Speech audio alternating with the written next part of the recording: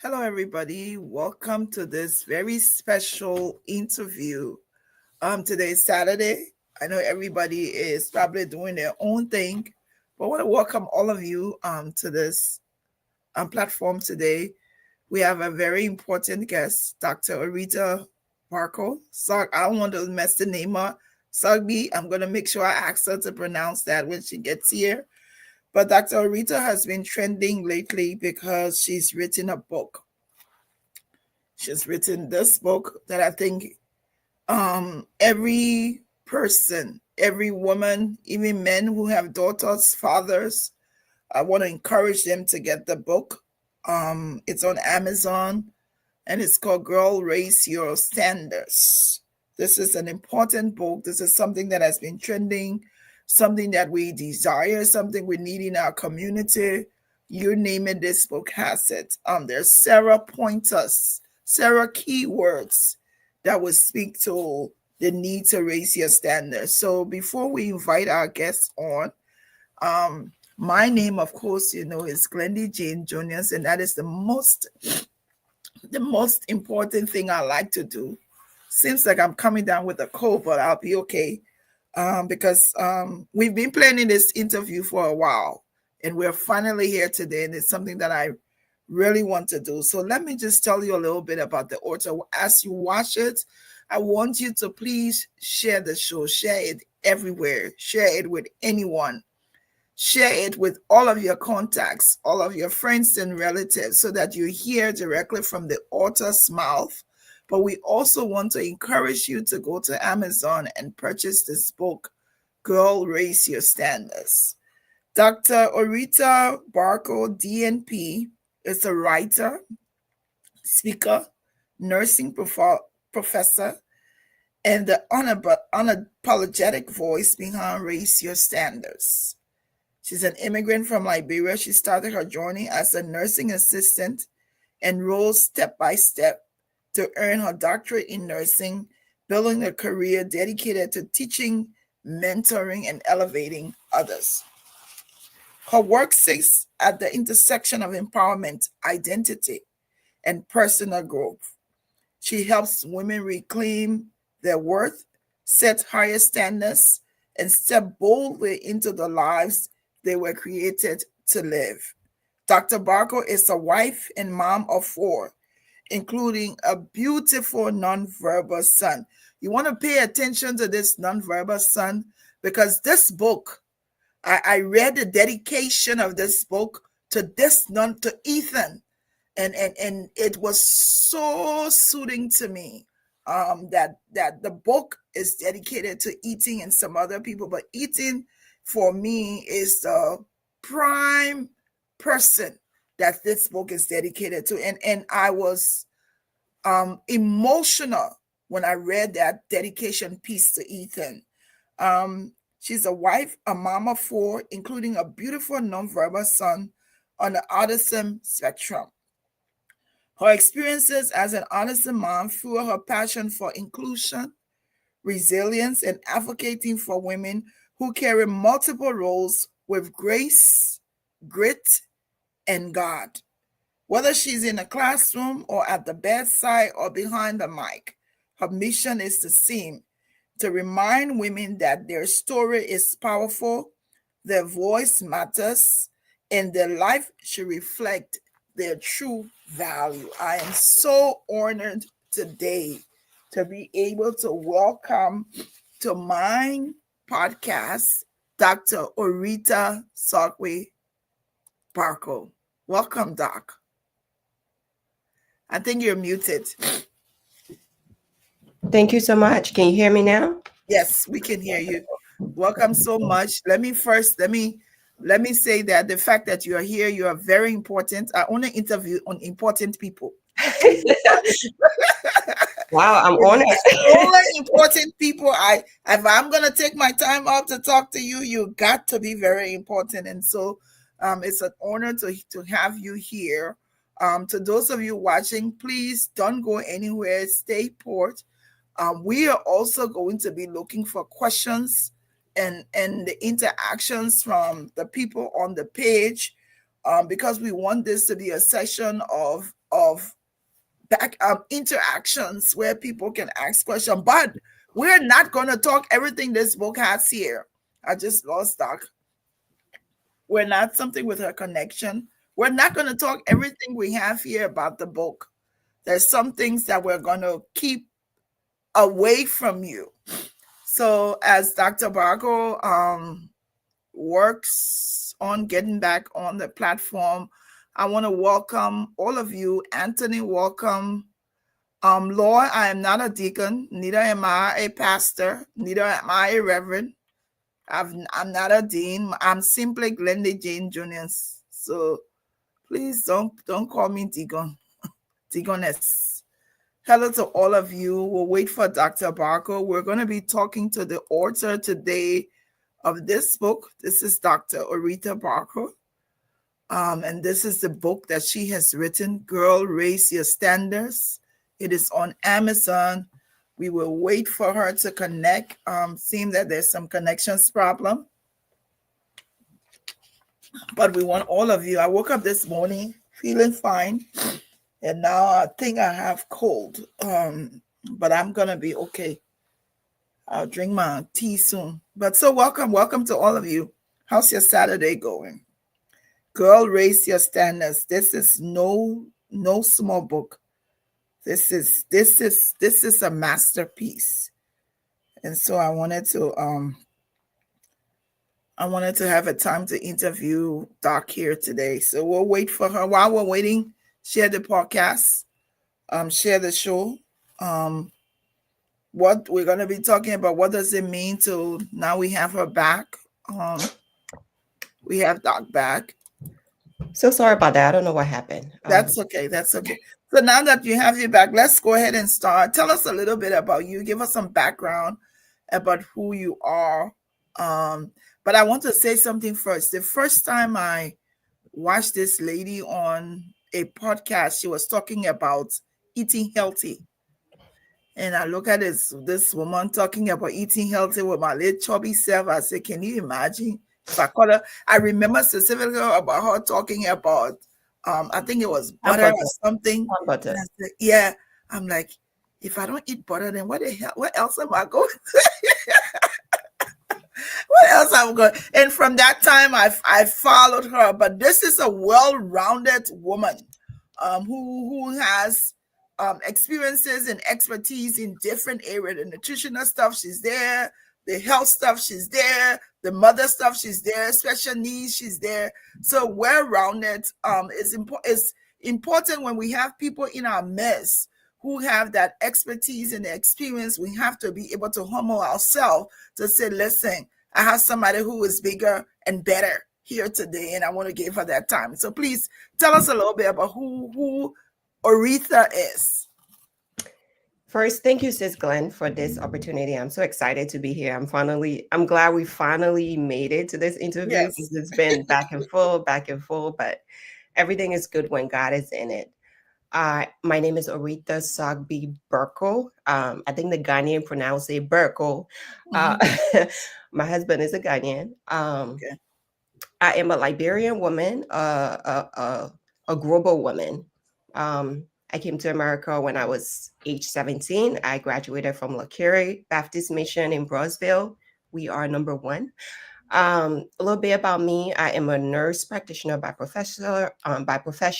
I am nursing professor.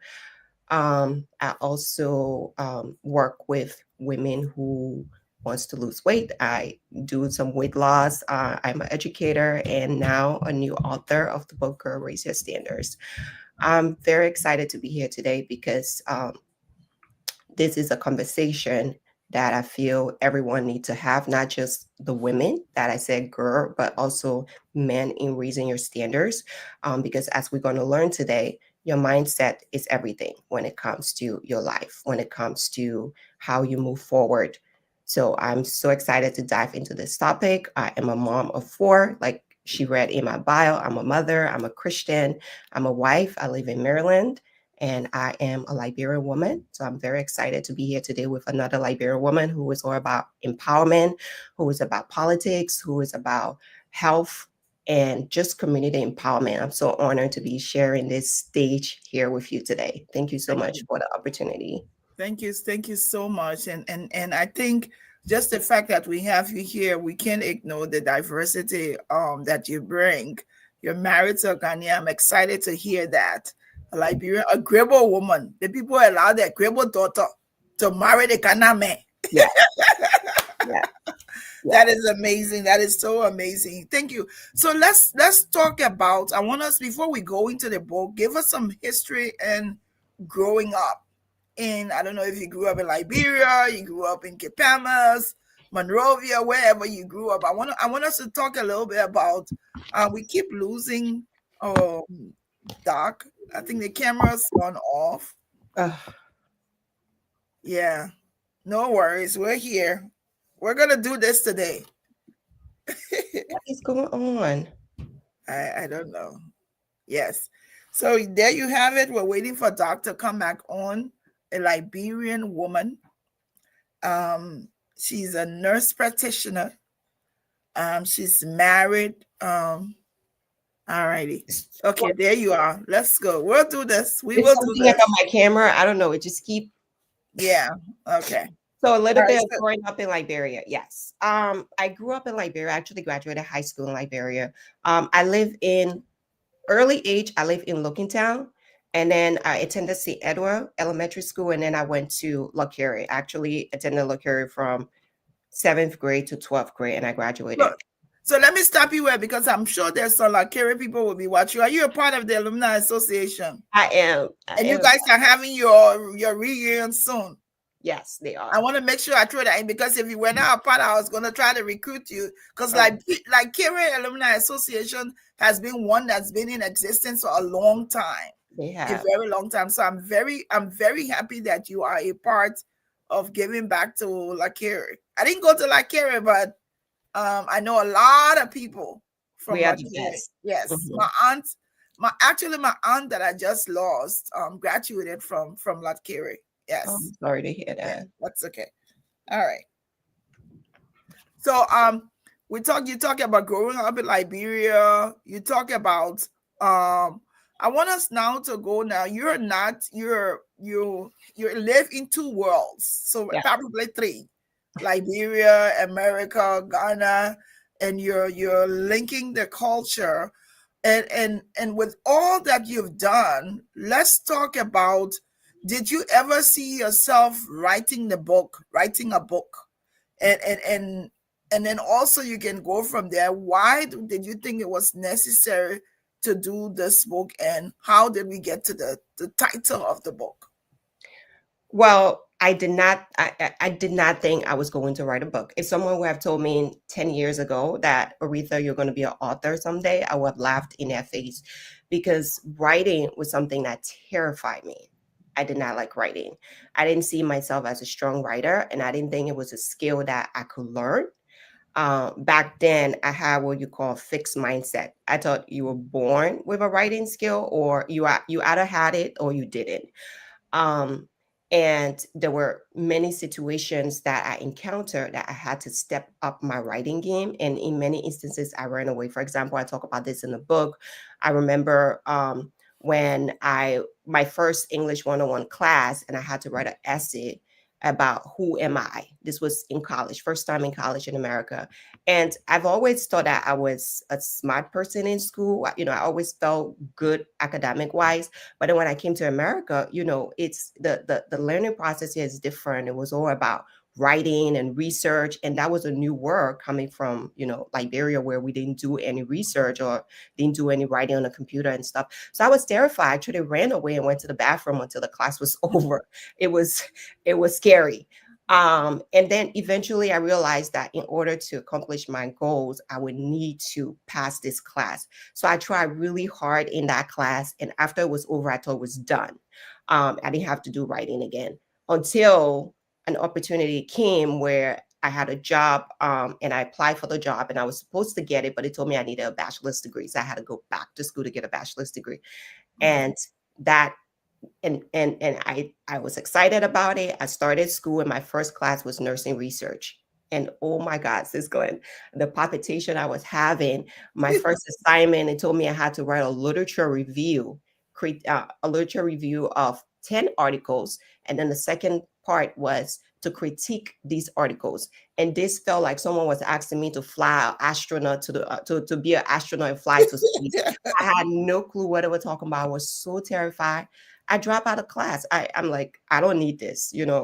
I don't need to have a bachelor's degree. I'm fine where I am. And I made a whole bunch of excuses because I was terrified of this process. So writing has always been difficult for me.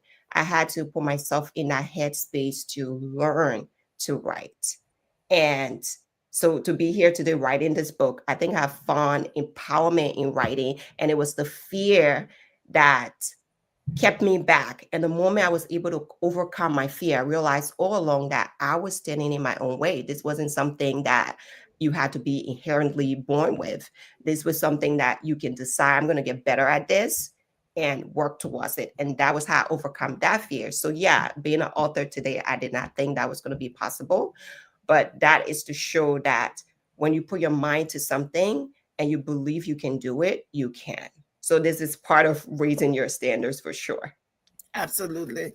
What is that one thing that inspired you to write Girl Raise Your Stand? I know there's several different things, but there had to have been something. And I'm trying to make sure so if you need to switch a little bit, I want to make sure that throughout the interview we keep this poster up so that as people come and go, they'll see it. So you may have to just switch a little bit because I think we're fine. They can see me, they can see you. Okay. What is that one thing that inspired you to write the book, to be able to write Girl Raise Your Standard? I think I wrote Girl Raise Your Standard because I was So go towards the opposite side a little bit. Like, yes, perfect. Okay. Is that good? Yes. Okay. I didn't write this book because everything in my life made sense. I wrote it because I was trying to understand why I kept shrinking myself. I kept doubting myself, why I was tolerating things that broke me, like anchoring to my past and making excuses. And why was I afraid to want more? Why did I think other people deserve better, but not me? And as an immigrant woman, a mother, a woman who have survived rejection, low self-esteem, discrimination in the workplace, I just wanted to understand my mindset, and I wanted to understand what is possible for me. Because every time I raised my standard a little bit, I saw the repercussions, I saw the benefit, and I was wondering if all this time was I the only one standing in my way, and how I could work on some of the issues that I had, like for example, low self-esteem, which I talk about, and fear of rejection. How could I work through that to become better? That was the impetus for writing this book. Yeah. Amazing. And I like how you intertwine it with it wasn't just about you, but it also was about things that you're seeing in the community and other stuff. One of the places in the book that touched me was the dedication. 2 pages. And the humility in your dedication, the fact that and I'm an author too, so I have 2 books out there. But one of the things that I learned from your book is not the Eaton's dedication, but the other people that you name. You had a piece for every reason as to why you dedicated this book to them. Why was that necessary to name all of those people? Because your network is your net worth. Because we are as good as the people around us that are pouring into us. Oretha is here today with, I've accomplished a lot of things given where I started to where I am right now. But I didn't stand on my own 2 feet all the time. There were days that I rely on other people to help me. I have a strong community of mentors and peers that I can go to with different things. And writing this book, there was time when I doubted myself. There was time when I was afraid to put some of the things that I put in there, to be vulnerable. And to tap into that vulnerability, I had to rely on people in my circle. And those people were there for different reasons. There was some there to spark that creativity. There was other people that brought out the vulnerability in me. There was other people that helped me think about my culture and help me stay steady in bringing the message forward. So it was collective effort, and I have a big, small community. I say big because the impact is so much, and I say small because it's not a lot of them. And I felt like I should appreciate them for the role to play in bringing this dream to fruition, because they are the pillars for which I'm built. So it's so important to have a group of people that are pouring into you and you are pouring into, because it get alone in business sometimes. And I talk about my issue with depression in the book. There was a time when I couldn't even get out of my bed. I needed to rely on those people to remind me of who I am. There are times when you doubt yourself and you don't think that things are possible. You need people to remind you of your identity, of who you are, because it's every now and then we bother with challenges that kind of make us question. So you need that community. And that's why I found it necessary to call each and every one of them out, because they have been my pillar and they have been my strongest and biggest supporter. Thank you. Thank you. You've touched me. To those of you just joining us today, we have the privilege of interviewing Dr. Oretha Sogbie-Berko, a Liberian woman who has now written this book, Girl, Raise Your Standards. I don't think this book would have come at any better time. We're going to keep this up on the screen, because if you're watching, you can just scan the barcode and get the book. I want to encourage you to get this book. It's going to teach you something. Listen, I read the book yesterday, and I am not going to come and open up in everything, but there's something in the book that I read this morning, and I woke up and I wrote on my page, depression is real. Yeah. Depression is real. And sometimes we don't know that. For the past 3 weeks, I can say publicly, I've been depressed. I may have been functional on Facebook, doing other things, but there's been something in my spirit that has been really, really depressing me. And when I read your book, I actually completed the book sometime this morning around 6 o'clock. And the only thing I could sum it up to was, people will see you. They don't know what you're going through.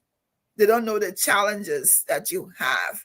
And there may be sometimes where you sit in a dark room and you're in a dark space and you don't have the energy to do anything. Yes. You have to acknowledge that you're depressed. And so I had that book when I read it this morning. For me, it was a time to say, the past 3 weeks has been tough with you. You were depressed. And I want to thank you for speaking that part, because that part stood out. And your vulnerability in the book is amazing. Thank you.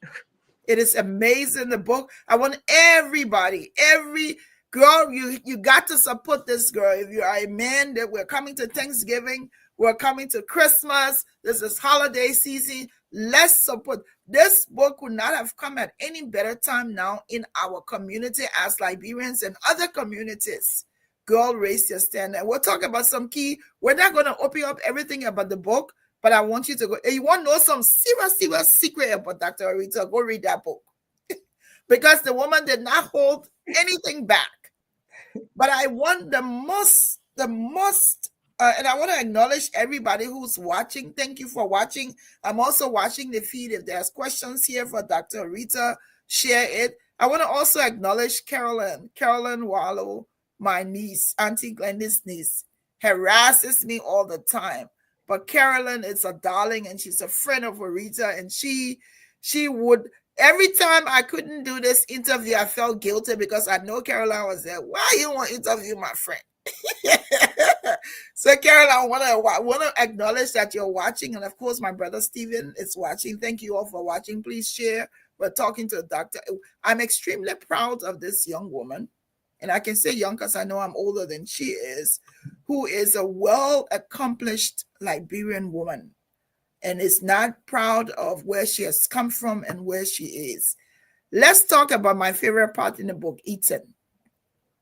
Of everything in that book, to have this book dedicated to your nonverbal son, let's talk about eating. Yeah. Well, Ethan is my son. He's 7 years old. He has autism. He he's learning how to communicate with an iPad, with a device now, and that has been a tremendous blessing. Oh my God, I can't Amazing, even amazing. say how grateful and we're so blessed to have that. Because, and I'll give you an example. I remember the first weekend he had the device, he came home from school.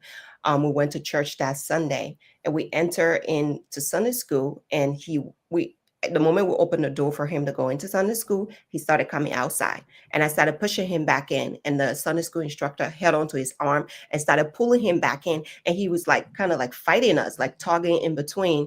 And then I'm like, okay, hold on, let me see what he wants. So then we go for the device and we give it to him, and then he pressed bathroom, and the two of us Ooh. just stood up there, like, I'm looking at her, she's looking at me. We're so guilty. And we're like, okay, buddy, come on, let's go. That's just show how, how important it is when you can communicate your basic needs. So this is for to all the autistic mom or the special needs parents. It gets difficult sometimes, and the work you do is you can't even quantify it. So I just want to take this moment to say I see you, and thanks for everything you do. It will be okay. Only God know what you're going through, and that is going to be okay. Yeah. So about Ethan, he's doing okay. He's healthy. There are days that are hard, and there are some days that we have some wins that we have to celebrate, and I'm grateful for that. It's been a long journey from his diagnosis to now, and I can say I'm in a better place because of that. And I alluded to it in the book. And I talk about purpose, and I talk about my issues with depression. And I have never been depressed in my life because I felt like depression was something that happened to other people. As most Africans, we don't believe in depression. And when you are depressed, you don't want to admit it because it sounds like it's something that we attribute to being weak or you're not strong. But it is real. Depression is real. And if you're feeling depressed, I acknowledge you and I want you to seek help, because sometimes you can pull yourself through and there are times when you cannot pull yourself through. And you need to talk about it, because depression isn't just your problem, it's a chemical imbalance in your brain. So just like when you have high blood pressure or when you have pain, you take a Tylenol. When you have depression, you need to talk about it. You need to work through those issues. And there are times when you have to resort to medication. But first, you need to talk it through. And with cognitive behavioral therapy, which is reframing your mindset about things. So that brings us back to this book, Raise Your Standards, because your mindset is everything. And that also plays into depression. Because when you're thinking about something and you have you have this narrative about it, that alone makes you react to it. So physically, mentally, spiritually, you are focused on that. So when you start to reframe your mindset about that, which is cognitive behavioral therapy, which is the treatment, one of the treatment for depression. So just reframing your mindset about it and talking to someone and talking through that problem and looking at it another way. And I also talk about why I was depressed, because my blueprint didn't match my reality. Okay. Yes. So what that means is, if you are someone that, let's say you're 35 years old and you say by 35 I should be married, by 35 I should have a house, by 35 I should have 4 kids, and now you're 35 and you're single and you don't have that house and you don't have that alone, that's your blueprint that you've set for yourself, is that matching your reality, and that can lead to depression. So when you find yourself feeling down, look at your blueprint. What is that expectation you have set for yourself? What standards have you set for yourself? And is your reality matching it? If it's not matching, if there's that disconnect, how can you reframe that? Is either you raise your standards to meet your reality, or you change your blueprint to accept your reality. And that was what got me through that phase of depression, because my blueprint wasn't a child that couldn't speak.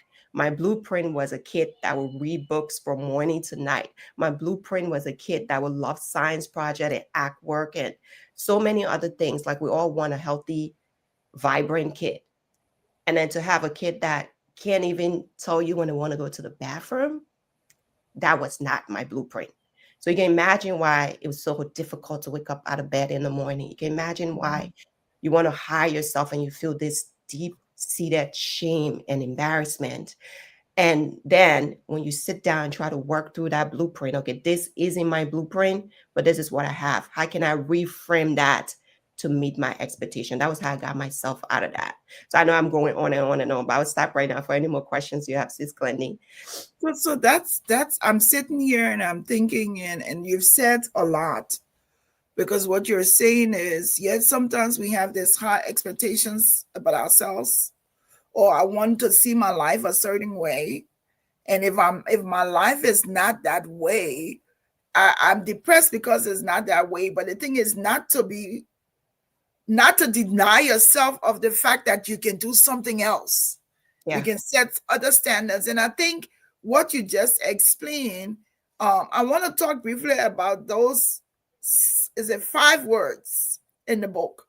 Yeah. Don't give too much story, because we want people to purchase the book.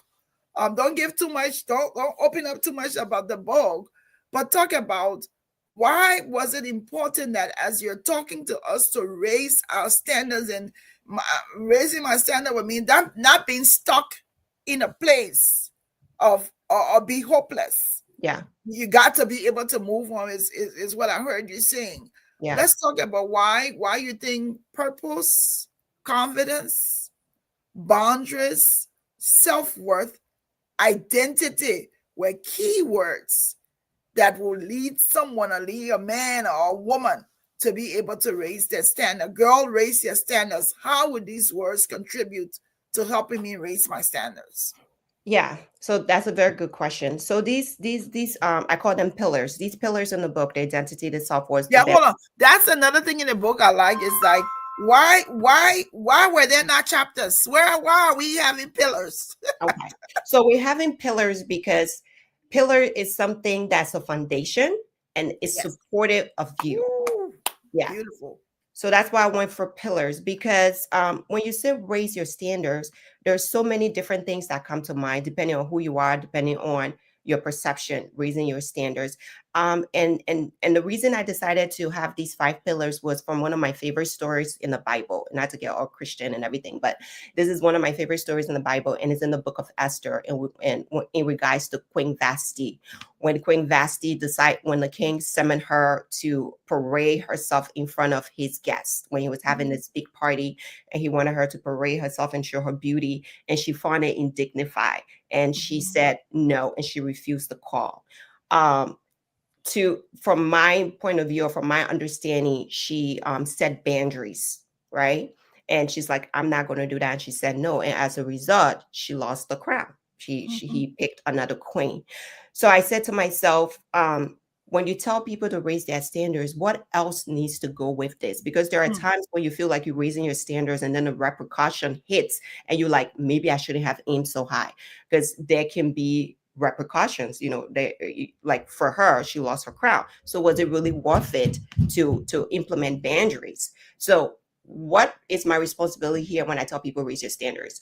And that's how these pillars came about, because you have to know who you are, your identity. You got to be true to yourself. What is your God-given identity? Because if you know who you are and someone tell you differently, you're not going to believe them. And I talk about when you're the daughter of a president, right? How do you walk into a room, as opposed to when you're the daughter of a convicted murderer? How do you walk into a room? You shrink. You're not standing up. So knowing what your identity is so important. And then self-worth. Do you love yourself? Because if you don't think you are valuable, if you don't think that you are deserving of things, you won't even bother investing into yourself. And then we went to boundaries, and the boundaries is the boundaries you set for others, as well as the boundaries you set for yourself.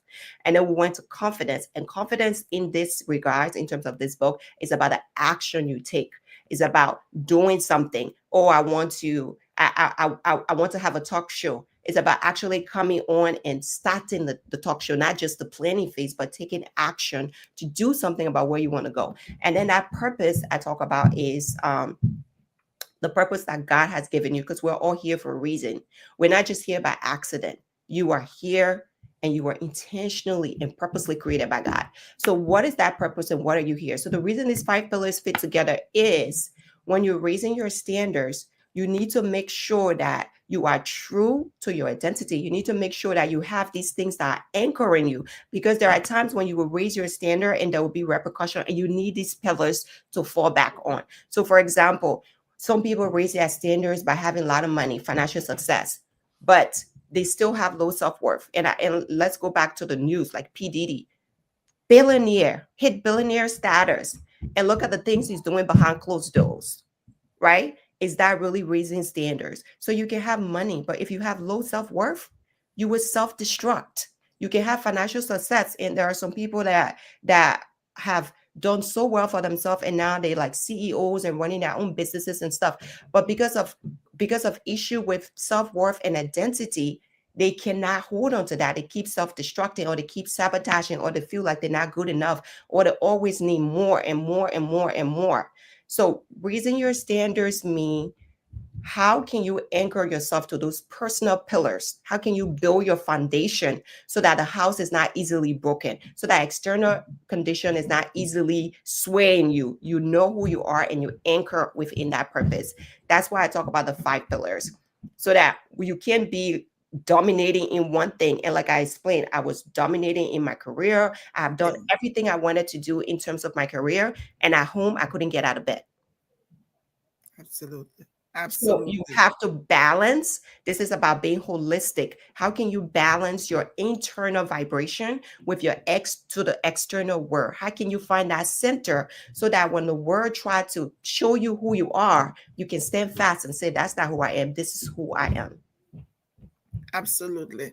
And I kind of like, I was thinking like, why she used pillows most time, and maybe I was overthinking when I was reading, but it's like, when you move from one pillar to the next, you're building yourself up and you're standing firm. So I'm standing on this rock, and as I move to the next rock, I'm still standing. I'm not. And you use rock as the pieces for the description of the pillars that you have. Is like, you didn't use sand, you didn't use water, but you wanted a firm foundation. So I think, I'm guessing that when you're saying you raise your standards, you have to focus. And you got to know what the purpose is. I want to ask if there was a particular audience that you wanted this book to be for, or is this raise your standard for everybody, every girl, every woman? Some group of people had to be on your mind when you did this. So when I first started writing this book, and I was very intentional about the pillars, because I thought about my target audience. I said, who are my target audience? The internet is breaking in and out. So Doc is frozen. I'm actually enjoying it. This book is already feeling like, are you back? This book is, I think, yeah. Internet was going in and out a few minutes ago. So we've lost Doc here. Let me see. When she comes back, we'll come straight back to her. She's back. Okay. Is it better now? Yes, it's better. Go ahead. Okay. Yes, go ahead. So when I was thinking about the audience, the ideal audience for this book, I was thinking about Oretha as 17, as a new immigrant in America, to Oretha as Dr. Oretha, as a working mom that's doing so many other things and trying to find that balance. And I said to myself, who am I speaking to? So there are some parts of some pillars that I'm speaking. I don't know. I think they need to change. So we keep losing you. I think her internet. Maybe you need to change position a little bit. Okay. Okay. We didn't hear anything you said because you're breaking in now. Okay, go ahead. Can you hear me now? Maybe change position and see. Change position a little bit. We can't hear you. Yeah, we just lost her. So we're talking to Dr. Oretha Berko, the author of Girl, Raise Your Standards. And we were talking about asking her about the audience that this book was written to. Why did she write this book, and to whom? The devil is busy. Can you hear me now? Yes, we can hear you. Don't worry about the devil. We're not going to acknowledge him. We're not acknowledging him. Okay. So like I was saying, in terms of my target audience, I was trying to speak to Oretha from 17 years old to Oretha now. So I guess my audience is anyone who has had a fixed mindset and working on going to that growth mindset. It's for that woman or man that didn't always think that they were in the driver's seat, didn't think that they were in control of how things go into their life. So my target audience is for Liberian women, specifically Liberian immigrants, women that are here. Some of us that have survived trauma, so much trauma in Liberia. Some of us that have been brought up in a culture of low self-worth because we are women, we are girls. You're supposed to listen, you're supposed to be seen and not heard. Those women that have struggled with rejection, those women that have struggled with daddy issues, father abandonment, parental abandonment.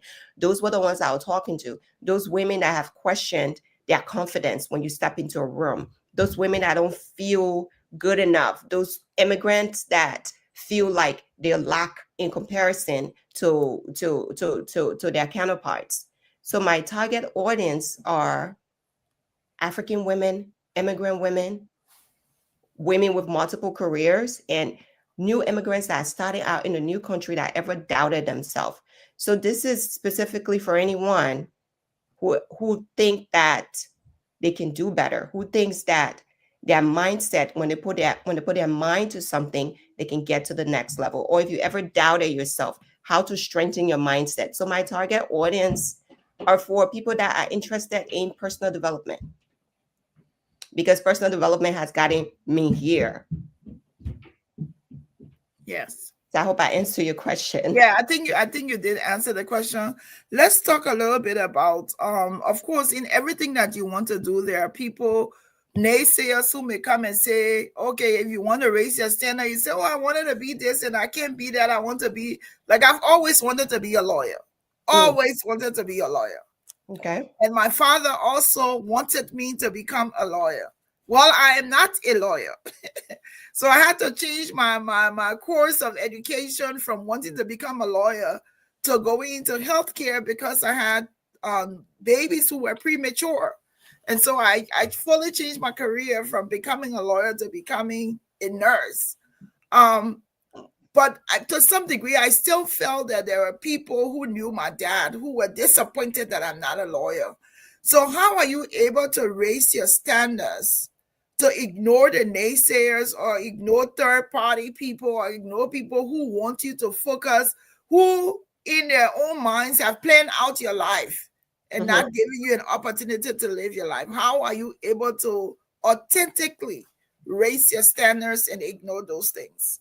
So that's a good question, Sis Glennie, and that's a problem that's very pervasive in our African communities. You know, parents or family member telling you where you should be or what would have been a better path for you, and that's why my first pillar is identity. You have to be true to who you are. Okay, you wanted to be a lawyer, but circumstances change. Your blueprint did not match your reality. You found yourself drawn more towards healthcare because of personal experiences. And you felt like you could make a difference if you were part of this community. You saw how that community changed life from a personal perspective, which was why you went into that. That is your identity that have you anchor. Okay. In terms of what your community thinks of you, that's for them. And I that's don't know. This devil is busy today. I don't know what's going on today with the internet, but it keeps breaking in and out. But can you hear me? when we do get our Okay, I'm gonna change are you location. good now? I'm gonna change Oh, location. this internet is driving us crazy today. But we're getting through it. We're talking to Dr. Oretha Barko. We've lost her. I'm sure she's gonna come back. Um,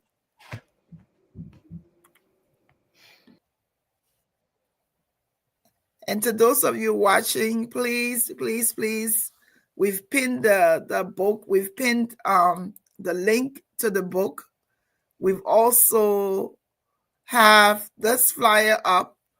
We're talking to Dr. Oretha Sogbie-Berko. Carolyn, you may be able to see her and hear her, but if I'm sitting in the thing, I can't see her and hear her. There's a problem with the internet.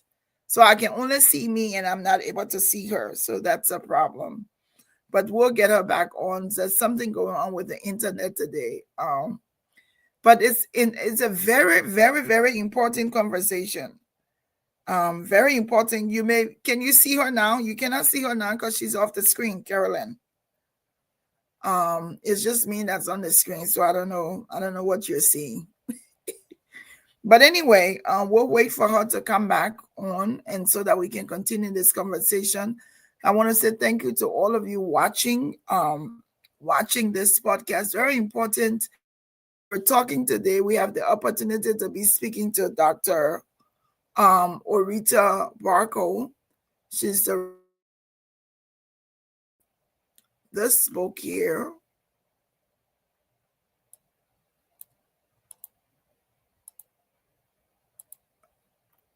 Now I don't understand what's going on, but we'll wait and see if we get Dr. She totally left the screen, so there's something happening with her internet.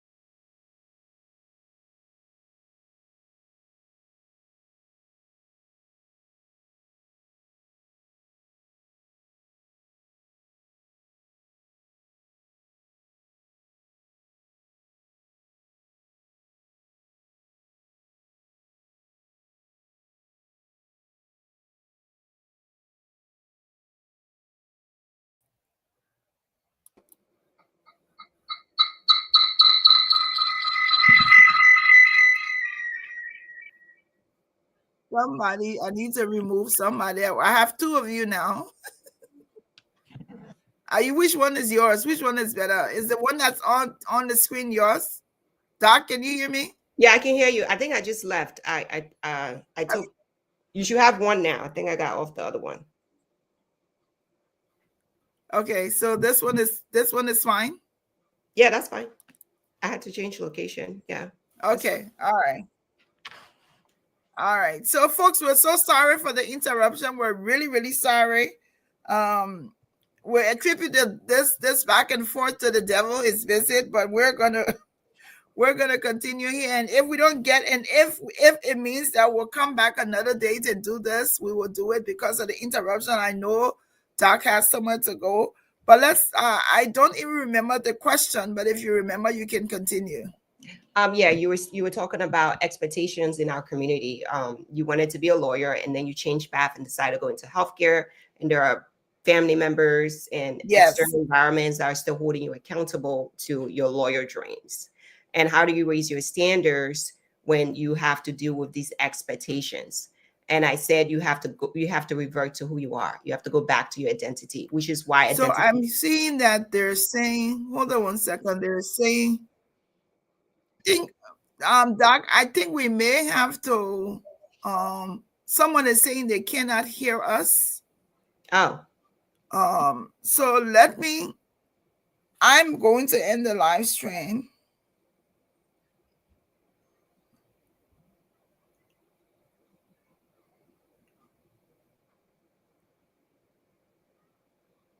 okay.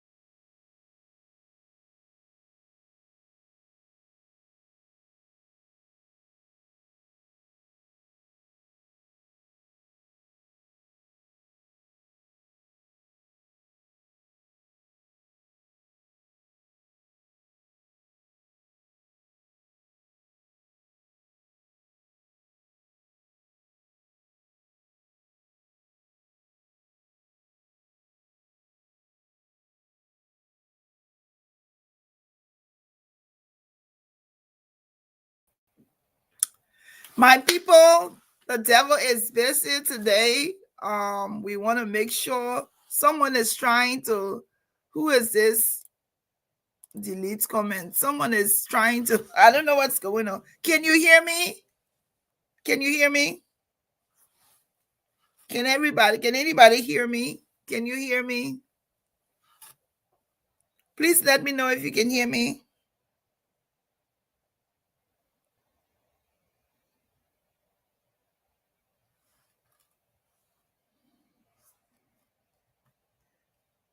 We've had too many challenges with this live today. We may have to. Your call has been forwarded to voice.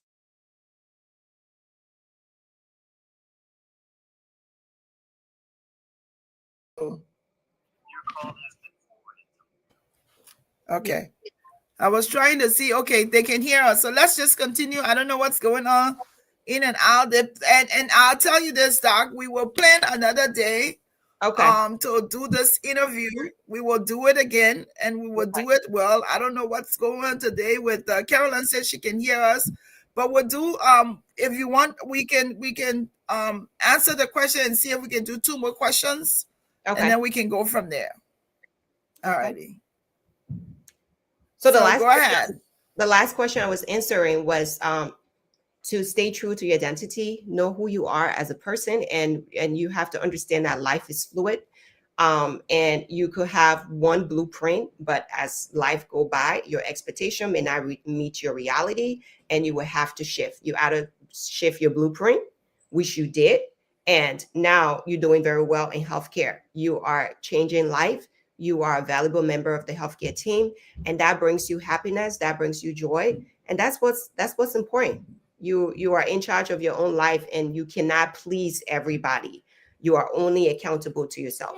So that's definitely how I will raise my standard. Just keep true to myself.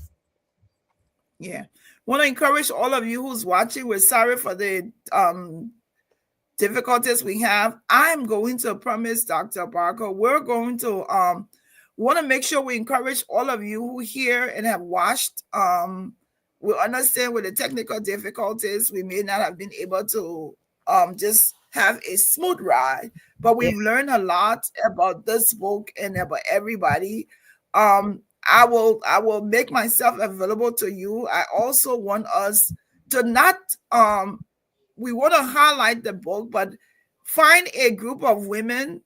And if you want us to do a sit down, I know you live far, but not very far from me. Not very far. We can make the time where we can sit down, we can talk about this, because I think this book in every household is important. Yeah. The book may be focusing on girls, but the book is also for boys. Yeah. That if you're stuck in a place and people are trying to discourage you or say, don't do this, you got to be able to raise your standards on the pillow. She's talked about scan the barcode. The book is in Amazon. We've pinned the book's link on the page. We will continue to talk about this. Let me say, it takes a long time for people to get me to get an interview done. But once an interview is done, this has become your platform. If there is any time, any place, whenever you need, I will make the time. We'll come back again. I want us to be able to find a time where this internet is not acting crazy. I will come to you so that we can sit down and talk about this book, because I think this is something that people can learn from. Let's talk about, we haven't talked about your husband. Oh, okay. Let's talk about the family support that you have. I don't want to be here, talk to you, see your success, and leave the Ghana man out. That will not be good. So let's talk a little bit. that I don't want to be in trouble with him, but I want you to talk a little bit about the support you've gotten from him. Okay. Yes. So in any relationship, like I said, I don't stand on my own. I have a community. I have a network that's supporting me, and my husband is a big part of that network. My husband is someone who believes that there's always more. You can always become more. So he's very supportive of things that I do. He always tell me, believe in yourself and you can do it. So he's been instrumental to my growth process since I've been with him. Every time I have an idea I want to expand, he's always cheering me on. He's always like, you got this, you can do this. So he's so, when I'm counting my blessings, I count, I will say. And that's so important because I've been divorced. I was The married before. devil is really busy today with this podcast. I've You never still had can't hear so me? much. Oh, okay. I give up. Yeah, let's just try another time. It's so many interruptions. But if you're yeah, I think we lost you there a little bit. If you're watching, we want to encourage you. We've been talking to Dr. Oretha Barko, who is our newest author. Her book has been trending.